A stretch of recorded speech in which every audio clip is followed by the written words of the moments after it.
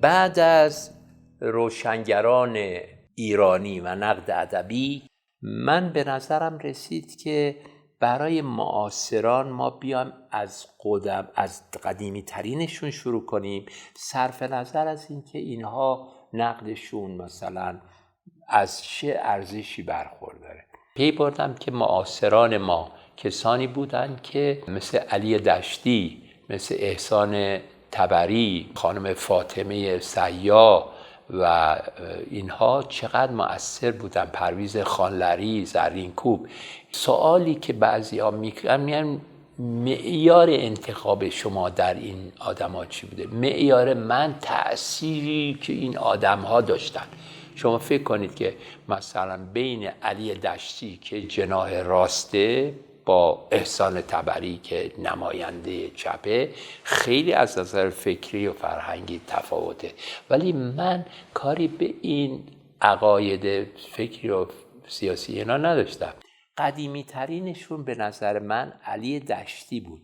شما میدونید علی دشتی روزنامه نویس زمان رضا شاه بود و روزنامه شفق سرخ رو داشت، از رجال بسیار مؤثر زمان پهلوی بود و اون شفق سرخش و مقالاتی که در شفق سرخ می نوشت در برکشیدن رضا شاه خیلی مؤثر بود و بعد کسانی که همکاری میکردن باهاش از عشقی و نیمایوشی و ملک الشعرای بهار در شفق سرخ.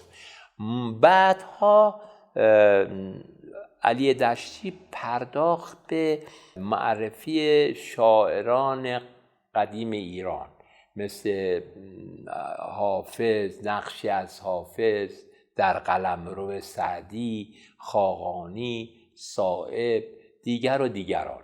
خب انکار نمیشه کرد که کتاب‌های علی دشتی که با تیراژ زیاد منتشر میشد در آشتی دادن عامه اهل کتاب با این چهره‌های قدیم شعر فارسی مؤثر بود. اون موقع خب خانم خانه‌دار یا کارمند دولت وقتی میخواست که با حافظ آشنا بشه، با زبان حافظ، ذهن حافظ، که نمیتونست بره علامه قزوینی بخونه. علامه قزوینی برای او ثقیل بود، جنبه تحقیقی داشت. چون علی دشتی روزنامه نگار خوشقلمی بود و میدونید اون رمان‌های خیلی محبوبی دلخواه تمام خوانندگان اون روز ایران نوشته بود، از قبیل چه میدونم فتنه و آشوب و پریچهر و از این رمان‌های چیز رمانتیک همه میخوندن. خب این نبض خوانندگان بود. یک همچین نویسنده خوشقلمی که آثارش خوشخوانه وقتی راجع به حافظ و سعدی می نویسه، خب طبیعی است که برای خواننده ایرانی خیلی مطبوعه، دلپذیره. خب این قوتشه. اما ضعفش این است که چون تحت تأثیر اون حالت رمانتیکه، وقتی که از حافظ و سعدی مثلا صحبت میکنه از مبانی اصالت‌های تاریخی به دور میفته. تعریفایی که میکنه از اینها خیلی تعریف‌های کلی و احساساتی. خودش هم میگه من محقق نیستم، من تأثیرات خودم رو از این شاعران به قلم میارم. به این دلیل بود که یک آدمی مثل محمد سعیدی که دوستش بود و سناتور بود یا آقای زرینکوب میگن که نقد آقای علی دشتی نقد امپرسیونیستیه. این جنبه رو بایستی دونست، یعنی شما بایستی این رو ثبت کنید در تحلیل آثار علی دشتی. ضمن این که میگید که آثاری که ایشون در نقد شاعران قدیم ایران نوشته، از این ارزش ها برخورداره که برای خوانندگان جالب و جذابه، ولی از نظر ارزش های امروز نقد ادبی برکناره.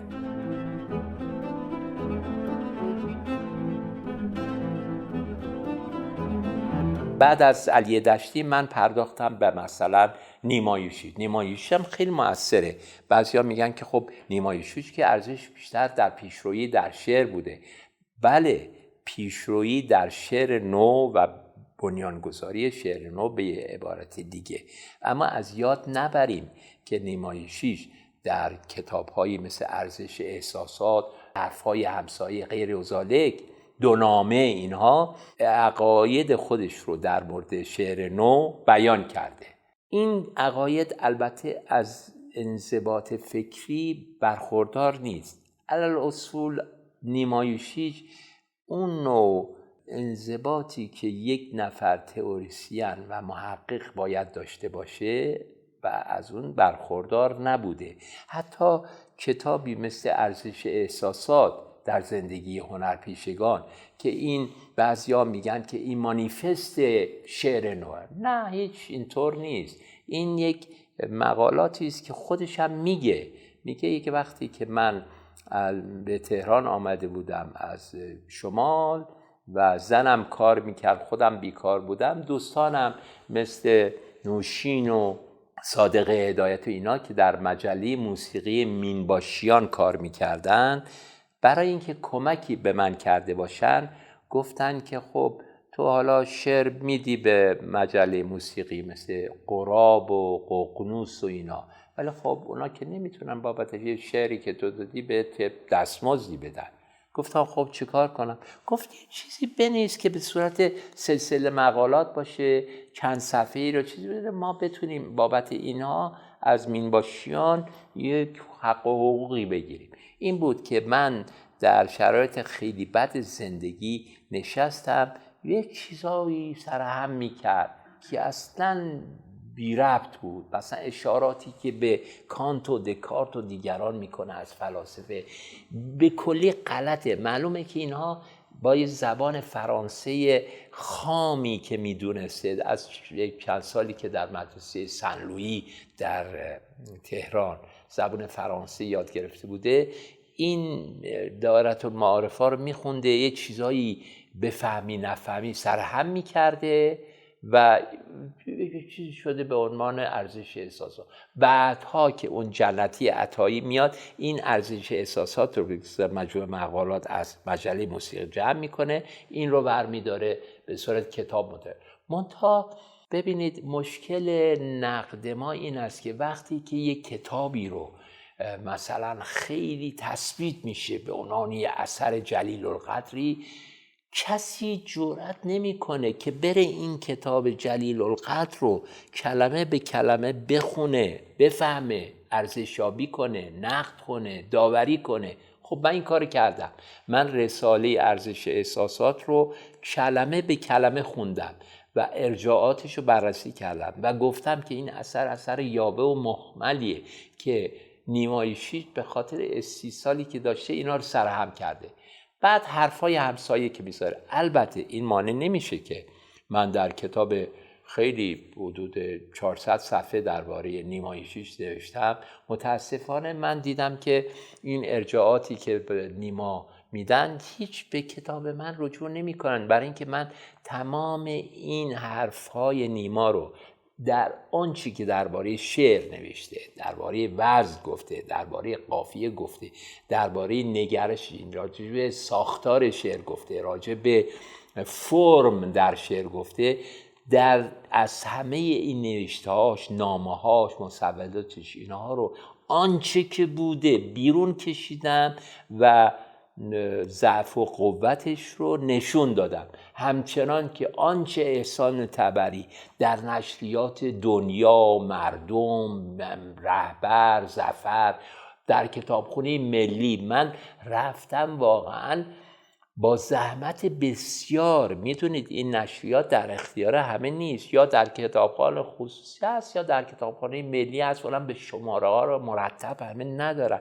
اینها رو من رفتم با یک نوع عشق و شور و پیگیری و حوصله دونه به دونه بررسی کردم. یا مثلا رفتم تو کتابخانه پرینستون آمریکا که آرشیو پریودیکال مطبوعات اون زمان ایران رو زیاد داره، برای که از آدمایی مثل سعید نفیسی خریدن اونا. مطبوعات ادواری دانشگاه پرینستون خیلی غنیه. من رفتم روزها و شبان بسیاری در موقعی که کتابخانه باز بوده و من میتونستم اولین نفر میرفتم، آخرین نفر میآمدم.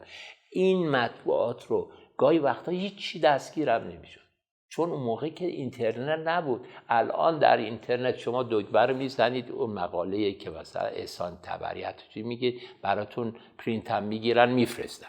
اون موقع شما باید میرفتید تمام این کتابخانه دنیا رو، از کتابخانه کنگره آمریکا گرفته تا کتابخانه بادلیان آکسفورد تا کتابخانه پرینستون امریکا، اینها رو زیر و رو میکردید برای اینکه مطالب مورد نیاز خودتون رو بهش دستیابی پیدا کنید.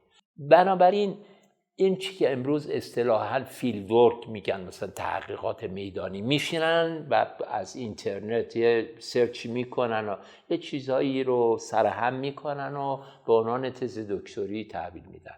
این خب این کار درست و اصیلی نیست. من برای این کارا زحمت بسیار کشیدم. متاسفانه به کتاب‌های من کمتر ارجاع داده میشه، برای اینکه مثل اینکه اینها رو نمیخونن.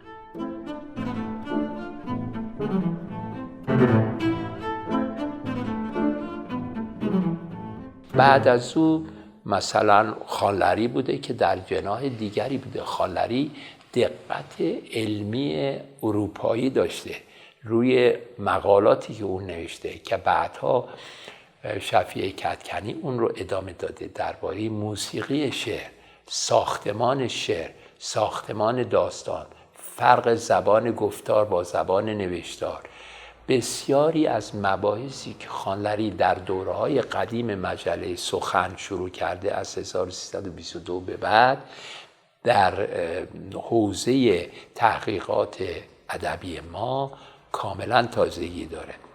بعدش مثلا شما میرسید به احسان تبری. احسان تبری درسته که یکی از تئوریسین های حزب توده بوده، اما او به علت حدت ذهن و هوش سرشاری که داشته به مسائل تجددخواهی خیلی توجه داشته. گذشته از موسیقی مثلا روی افرادی مثل حسین ناصحی، مرتضی حنانه، پرویز محمود اثر داشته. روی تئاتر روی آدمی مثل عبدالحسین نوشین تاثیر داشته. روی شعر روی نیما یوشیج تاثیر داشته. روی داستان نویسی صادق هدایت برکنار و بی بهره نبوده. به هر حال در مقالاتی که در ماهنامه مردم می نوشته روی هر یک از این پیشروان فکری و فرهنگی ایران اثرگذار بوده. منتها مشکل احسان تبری بوده که تحت انقیاد و تبعیت از افکاری که داشته میخواسته که همه چیز در لوای رئالیسم سوسیالیستی باشه، مثل ژردانوف تئوری صادر کنه و اون رو تبلیغ کنه. هر چیزی که ورای اونه، مثلا نوشته صادق هدایت نوشته یأس انگیزه، مردمی نیست، موجب یأس فلان میشه، از این دیدگاه بررسی میکرد، ولی ناگفته نباید گذاشت. همین احسان تبری بوده که اولین بار داستان‌های هدایت رو همین تبری بوده که اولین بار نیما رو مطرح میکنه و توجیه میکنه. اون موقع جامعه روشنفکری ما با این آدم‌ها اصلا آشنا نبودن، چون دیدگاه تجددخواهانه داشته. اینها رو بررسی کرده و به جامعه روشنفکری اون زمان که بیشتر از هواداران حزب توده بوده اینها رو شناسونده، صرف نظر از این که خب البته فکرش هم گفته، یعنی فاصلش رو با اونها تعیین کرده. مثلا هدایت رو روشنفکر مأیوس خطاب کرده، یا در آثار نیما مقداری ضعف تألیف دیده از نظر زبان اینا، ولی در این حال شعرش و سمبولاش رو از نظر فضای سیاسی و اختناق بررسی کرده، شکافته. خیلی آدمی بود احسان طبری که ذهن منطقی داشت، بیان فصیحی داشت، نثر شیوایی داشت. بسیاری از ترم‌ها و اصطلاحات جدید امروز ایران رو شاید دوستان ندارن که از کلمه روشن فکر گرفته تا دیگر چیزا طبری مطرح کرده. مثلا روشن فکر رو در مقابل منورالفکر که اون موقع از عثمانی آمده بوده قرار داده روشن فکر و دیگر کلماتی که حالا من در کتابم به این فهرستی از این اصطلاحات اشاره کردم. و اما همه اینها موجب نمیشه که من طبری رو کاملا تایید کرده باشم. به نظر من طبری از نظر نقد ادبی یه نقد ابجکتیوی داشت که برخلاف نقدهای انشاگونه قبلی که به کلیگویی میپرداختن، کاملا آثار رو بررسی میکرد، ولی از دیدگاه خودش. مشکلش این بود که اون تأثیراتی که فرهنگ مارکسیستی داشت، مثلا مثل لوکاچ یا لوتمن در فرهنگ منتقدان مارکسیست، یا اون زمانی که من آکسفورد میرفتیم یک جوانی بود که الان خیلی معروف به نام ایگلتون، اونم منتقد ادبی مارکسیست بود. طبری هم خب مارکسیست بود، مثل خانم فاطمه سیاح. فاطمه سیاح مارکسیست بود. طبیعی است که خانم فاطمه سیاح هم به دلیل که تمام دوره مدرسه‌اش و دوره دانشگاهیش رو در مسکو گذرونده بود و اون زمان استالین بود، از تأثیرات فرهنگ استالینیستی برکنار نبود.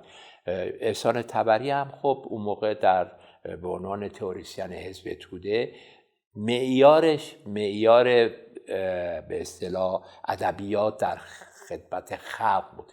همونطور که میدونید تئوریسین معروف ژدانوف این القاءات رو میکرد که ادبیات باید در خدمت خلق باشه، چنین و چنان اینا. اما همه اینا موجب نمیشه که ما ارزش آثار طبری رو انکار کنیم. او به سهم خودش روی نقد ادبی امروز ایران اثر داشته. حیف که زندگیش در کژراهی سیاست به باد رفت. اگه او به دام سیاست نمی افتاد و صرفاً به کار خودش که مطالعات فلسفی و ادبی و هنری بود ادامه میداد، به نظر من آدم متشخصی میشد.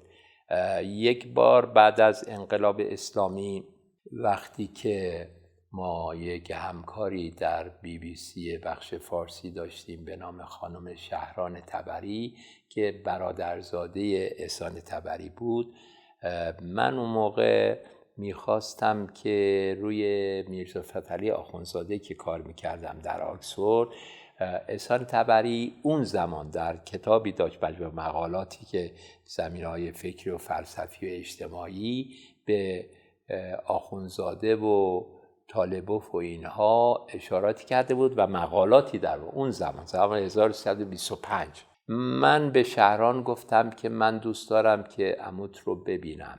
گفت که خب عموی من که الان در لایپزیگ آلمان شرقیه، اون زمان شاه بود.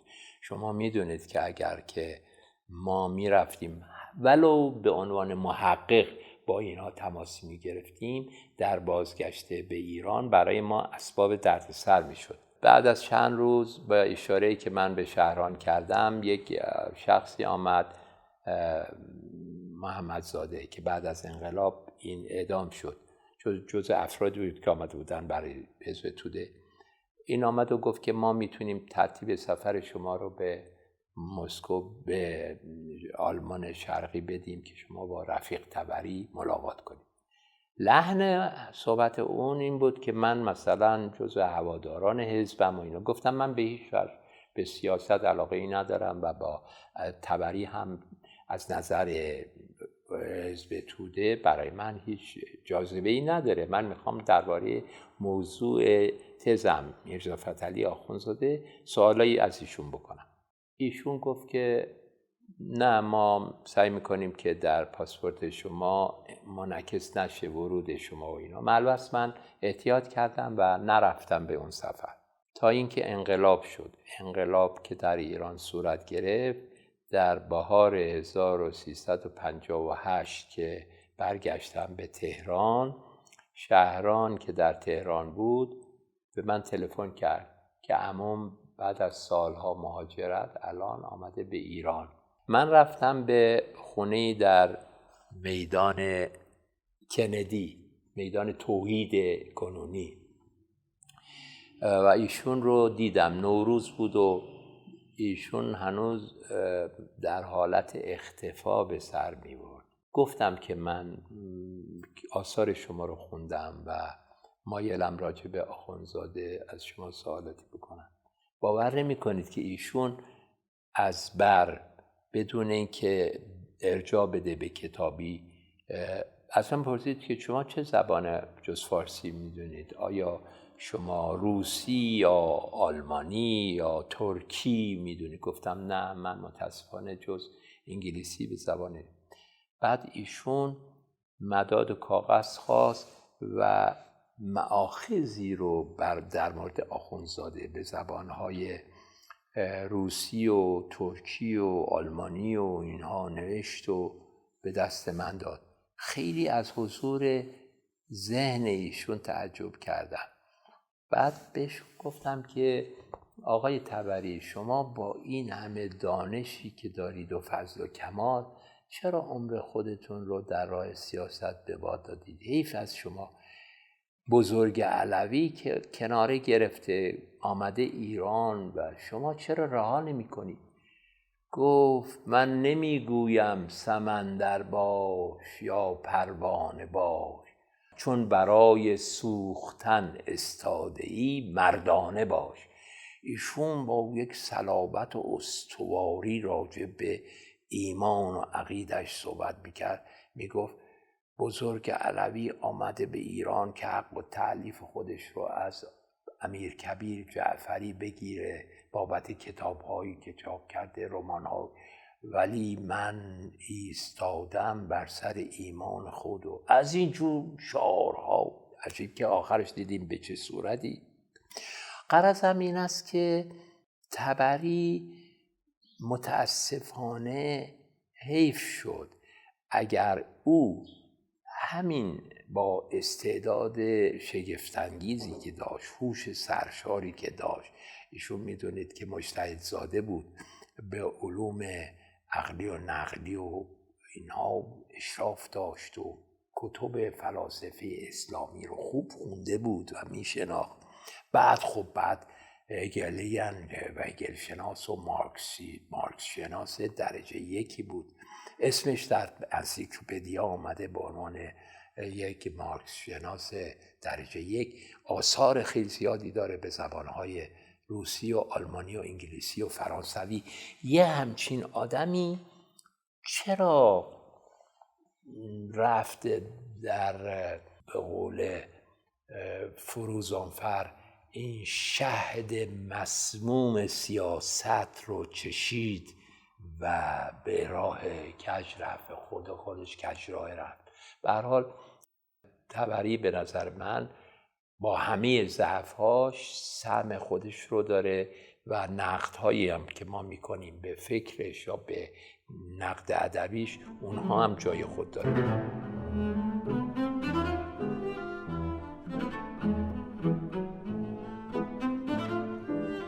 یا مثلا خانم فاطمه سیار رو چرا من انتخاب کردم؟ خانمی بوده که دکتر خانلری میگفت وقتی که ما دانشجو بودیم خانم سیار آمد از روسیه برای ما از فلوبر و دیکنز و داستایوفسکی و تولستوی میگفت ما با اینها آشنایی نداشتیم. خانم سیاه به دلیلی که جز زبان روسی، زبان فرانسه و آلمانی و ایتالیایی را خوب میدونست، ما رو با این نویسندگان بزرگ ادبیات جهان آشنا کرد. منتها چون فارسی خیلی خوبی نمیدونست، ولی با اون شاهنامه رو خونده بود، شاهنامه شناس خیلی خوبی بود و ادبیات رو از دیدگاه تحلیلی و انتقادی، اولین کسی بود که ادبیات تطبیقی رو وارد فضای دانشگاهی کرد. به قول خالری میگفت که اون فضای بسته دانشگاهی که همین جوری صرف اهل بلاغت اسلامی قدیمی شد، این یک هوای تازه فرنگ رو وارد کرد، ما رو با ادبیات امروز جهان و ادبیات کلاسیک جهان آشنا کرد. منتها خب اون همین مشکل ادبیات سوسیالیستی داشت، چون خود فاطمه سیاح بالیده و تربیت شده همون مکتبی بود که اون زمان در استالین مدرسه رفته بود و درس خونده بود. تمام مقالاتی که در زمینه نقد ادبی نوشته همش یک جانبه است، همش راجع به ادبیات متعهد صحبت میکنه، تمام تحت تاثیر اون تئوری های ژدانوفه که به اصطلاح نظریه پرداز ادبی اون روز حزب کمونیست شوروی بوده. ولی خب اینا موجب نمیشه که وقتی من راجع به سهم فاطمه سیاح در تکوین نقد ادبی امروز صحبت میکنم از ضعف و خطاهاش درگذرم. خانم سیاح به علت بیماری قند پیشرفته‌ای که داشت در سن 45 سالگی درگذشت و بعد از اون کلاس تعطیل شد. یعنی کسی به قول آقای دکتر سیاسی رئیس دانشکده میگفت که ما صلاحیت خانم سیاح رو داشته باشه، بر چند زبان مسلط باشه، ادبیات تطبیقی بدونه، چون جانشینی برای ایشون در نظر نداریم، این است که این کرسی تعطیل میشه.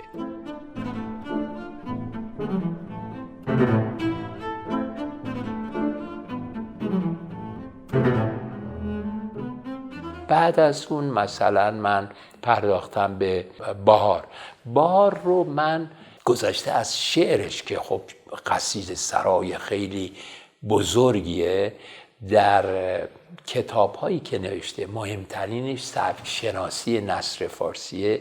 سبک شناسی نثر فارسی برخلاف آنچه میگن از نظر من یه مجموعه آشفته و پراکنده است که تمام مباحثی از قبیل فقه و لغه و نگاهی به زبان فارسی و تحولات زبان فارسی و پهلوی به فارسی امروز و بعد مباحث ادبیات عوام و اینا یک کشکولی است که از همه جانب و از یک متدولوژی امروزی بی بهره مونده. ولی خب معنیش این نیست که این کتاب از نظر تاریخی ارزش نداره. مسئله این است که جنبه‌های ضعفش مورد توجه و بررسی قرار باید گفته بشه.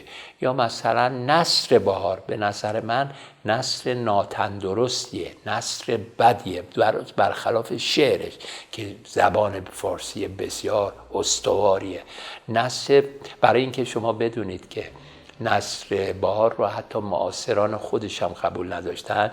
سید جلال الدین کاشانی وقتی که در روزنامه حبل‌المتین که در هند چاپ شده یه نمونه از مقاله ملک الشعرا رو دریافت میکنه، میگه حضرت آقای ملک الشعرا بهار، شعر شما در شمار آینده درج خواهد شد، اما از درج مقاله شما معذوریم به دلیلی که فارسی شما بسیار ضعیفه.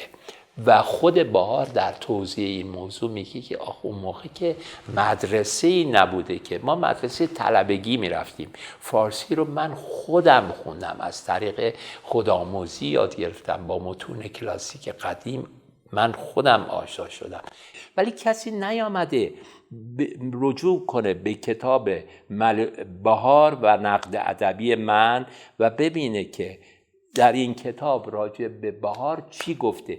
این شخصی که راجع به بهار نظر داده خب شخص بی اهمیتیه، ولی خب که حرفایی زده، این حرفا کدوم قسمتش درسته کدوم قسمتش نادرسته. بنابراین متاسفانه کارهای من در معرض نقد قرار نگرفت. چیزایی که درباره من گفتم همش تعارف‌آمیز بوده. غرضم این است که شما وقتی که میخواهید که با این آدم‌ها به اصطلاح برخورد کنید و آثار اینها را چیز کنید، آثار خود استاد زرینکوب. خب زرینکوب استادی بوده که در تمام عرصه ها، از تصوف پله پله تا ملاقات خدا، سر نی، بحر در کوزه، اینا آثاری بوده که آثار عرفانی بوده. این آثاری که در زمینه پژوهش‌های صوفیه بوده ارزش زیادی نداره در قیاس با آثار استاد فروزآفر. یعنی کشفی آقای زرینکوب نکرده، قصه‌ای خوشخوان به صورت روایت چیز کرده. به همین دلیل کتاب استاد فروزآفر امروز به چاپ 4 نسل شرح مصطفی شریف، در حالی که کتاب استاد زرینکوب پله پله تا ملاقات خدا و بحر در کوزه اینا به چاپ 22 هم رسیده. چرا؟ برای اینکه اون زبان قصه گویی است که مردم میخونن و دوست دارن. از اصالت تحقیق به اون معنا برخوردار نیست. و همچنین کارهای آقای زرینکوب از نظر تئوری های نقد ادبی، مثلا 2 جلد کتاب نقد ادبیشون رو من بررسی کردم، بی بهره مونده. یعنی این همی که از اهل بلاغت اسلام قدیم و اینا یاد میکنه، از تئوری های امروز ریچاردز یا گلدمن یا لوکاچ یا تئوریسین های امروز بزرگ نقد ادبی یادی نمیکنه و به طور کلی ضعف زیاد داره. ولی معنیش این نیست که استاد زرینکوب در بنای نقد ادبی جدید ایران سهمی نداشته. غرض هم این است که شما باید داوریتون داوری بی‌طرفانه باشه. این است که بسیاری از کسانی که درباره کتاب من نظر دادن، از ایران شناسانی که مثل من گفتم، مثل مایکل هیلمن، مثل ویلیام هانوی، پول اسفراکمن، دیک دیویس، همه اینها کتاب A History of Literary Criticism in ایران که به وسیله انتشارات آیبکس در آمریکا چاپ شده و جز متون کلاسیک در بخش‌های ایران شناسی تدریس میشه، اینها رو تحسین کردن و چیزی که اونها روش تاکید کردن مسئله اعتدالی است که در آراء من وجود داره. شما میدونید در نقد امروز سیاه و سفیده یا یک اثر به کلی از ارزش تحقیقی برکنار مونده یا یک اثر شاهکاره. من سعیم این بوده که آثاری رو که از هر کسی که مورد مطالعه قرار دادم این انصاف و اعتدال رو حتی المقدور رعایت کرده باشم. این هست که حتی در ایران هم دوستانی که درباره کتاب‌های من نظر دادن، امثال آقای دکتر سیروس پرهام یا دوستان روزنامه نویس ما مثل سیروس علی نژاد، شارخ تویسرکانی، به این جنبه پرداختن که کتاب‌های پارسی نژاد از یک نوع نظر معتدل بی‌طرفانه برخورداره و از افراط و تفرید در داوری‌هاش برکنار مونده و ضعف و قوت آثار رو گفته. ولی خب نگفتن کدوم جاش ضعف بوده، کدوم به این شخص هم چه ایراد. من دلم میخواست ایرادات کار منم گرفته بشه. تنها ایرادی که به کار من گرفته شد از میلاد عظیمی بود در مجله بخارا که نوشت که در مورد نقد زرینکوب پارسی نژاد کل آثار زرینکوب رو نخونده. عنوانش هم بود اهتمام ناتمام، یعنی بنده اهتمامی کردم اما ناتمامه. ایراد ایشون این بود که چرا به جای اینکه شما کتاب نقد ادبی زرینکوب در 2 جلد، کتاب با کاروان حله، کتاب‌هایی که در زمین نقد ادبی ایشون نوشته، اینها رو شما دقیقاً نقد کردید اما چرا به آثار دیگر استاد مثل پله پله تا ملاقات با خدا، بحر در کوزه، سر نی، به اینها نپرداختید؟ ایشون توجه نداشته. اونها در حوزه تصوف قرار میگیره که من اهلیتش رو نداشتم. من صلاحیت داوری در مورد آثار عبدالحسین زرینکوب در مقوله تصوف رو نداشتم، ولی آنقدر هست که میدونم که کارهای ایشون چاپهای چندم شد، چاپ 20م 22م، در حالی که کارهای استاد فروزانفر چاپ 3م 4م، شرح مثنوی شریف 3م 4م. برای که کار فروزانفر کار بسیار محققانه و عالمانه و دقیقیه.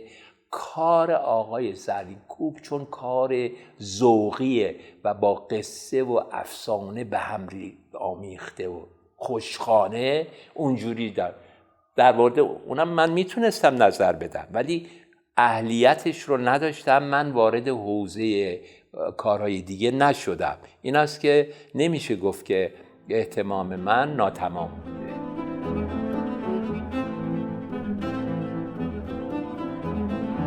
من در کتاب شفیع کدکنی کار بسیار کردم برای اینکه حوزه کار ایشون از عرفان و تصوف و نقد ادبی و نقد شعر و تاریخ رجال و انساب و نقد متون خیلی خیلی متنوع و وسیعه. برای اینکه به دقت کار رو مطالعه کرده باشم خب نیاز به زبان داشت. به این دلیل بیش از دیگر کتاب ها طول کشید.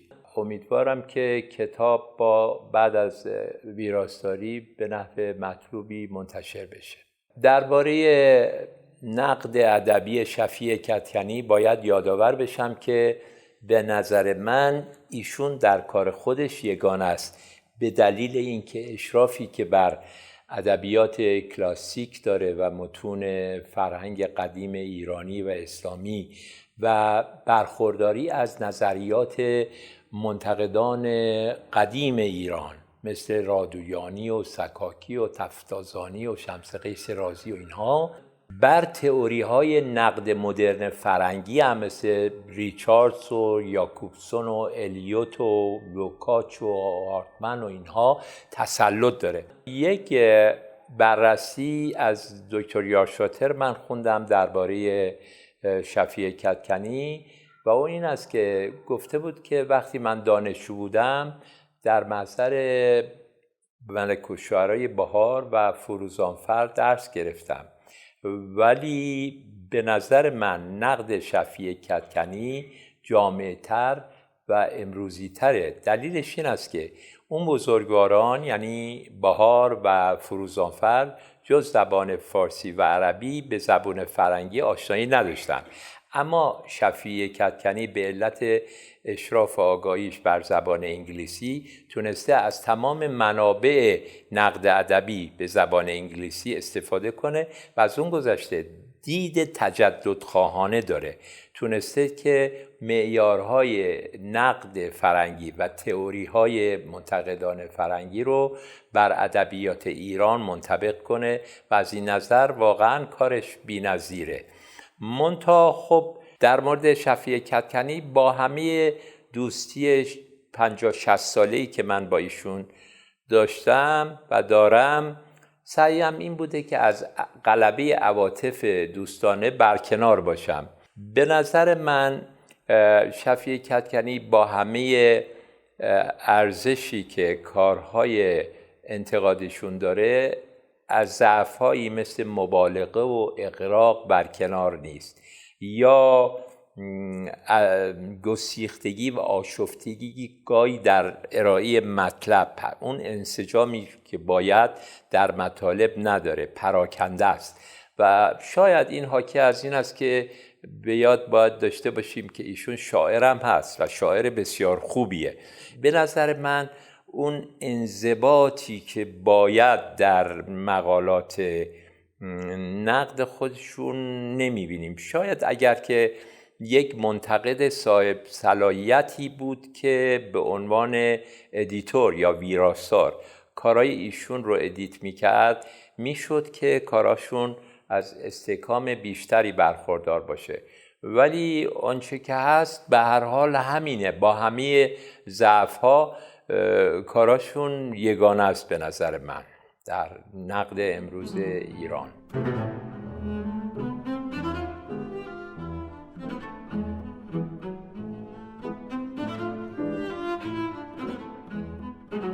بعد از کتاب شفیع کدکنی به من گفتند که چرا شما به منتقدانی از نوع رضا براهنی و سپانلو و اینا نپرداختید. حقیقتش این است که من هم فکر میکنم که بایستی بر اون جماعتی که تا به حال به کارشون پرداختم کارهای منتقدان ژورنالیستی رو هم از نظر دور نگه دارم، چون به هر حال حالا با همه ضعف و قوتی که کار اینها داره منکر واقعیت که ما نمیتونیم بشیم. من به یاد میارم در سالهای دهه 40 نقد ژورنالیستی به خصوص در مجله فردوسی اوج گرفت و مقالاتی که خیلی حتاکانه بود و از اون ادب و آداب انتقادی به دور بود توسط افرادی از نوع رضا براهنی مطرح شد. نمیشه گفت که بی ارزش بود، به هر حال یه تئوری هایی رو مطرح میکرد، یه حرفایی داشت، ممکن بود بر این همون حرفا هم حرفای قابل قبولی می بود، ولی متاسفانه ذات ژورنالیست چون با شتاب زدگی و هیجان و اون تأمل و احتیاط عالمانه رو نداره، نقد ژورنالیستی رو فروتر برد ارزشش رو. ولی به هر حال هرچه هست من گمان میکنم اگر فرصتی پیدا بکنم در بررسی به مطبوعات اون 40-50 سال اخیر این آدمایی رو که بیشترشون شاخص‌ترن پیدا کنم و به آثار انتقادی اونا هم بپردازم. کتابایی که منتشر کردین مخاطب شما چه کسایی بودن؟ مخاطب من بیشتر کسانی بودند که به حوزه ادبیات علاقه داشتند. شما همونطور که میدونید نقد ادبی در ایران یک ضعیف و نوزاده، در واقع هنوز مراحل کودکی رو هنوز به مرحله بلوغ حتی نرسیده. این است که مکتب‌های مختلف نقد هم هست. من به این آدم‌هایی پرداختم، مثلا من نمیخوام که قیاس کنم با کاری که مثلا ولک کرده به عنوان تاریخ نقد ادبی، نه، من در این حد که همین نقد کمبنیه و ضعیفی که در گذشته ایران بوده که از مثلا میرزا فتحعلی آخوندزاده شروع شده و به شفیع کدکنی ختم شده، همین رو من خواستم یه مروری بکنم. خب برای اینکه جوان ایرانی امروزی بخواد با این افراد آشنا بشه، تنها مسئله نقد نیست، مسئله ادبیات نیست، مسئله سیر فکریه. برای اینکه همونطور که قبلا اشاره کردم نقد ادبی منبعث از تفکر انتقادیه، تفکر انتقادی منبعث از نگرش عقلیه. اگر که خوانندگان کتاب‌های من با سیر فکری و ذوقی این آدم‌ها آشنا بشن، در واقع یه مروری هم هست به تحولات فکری و فلسفی ایران.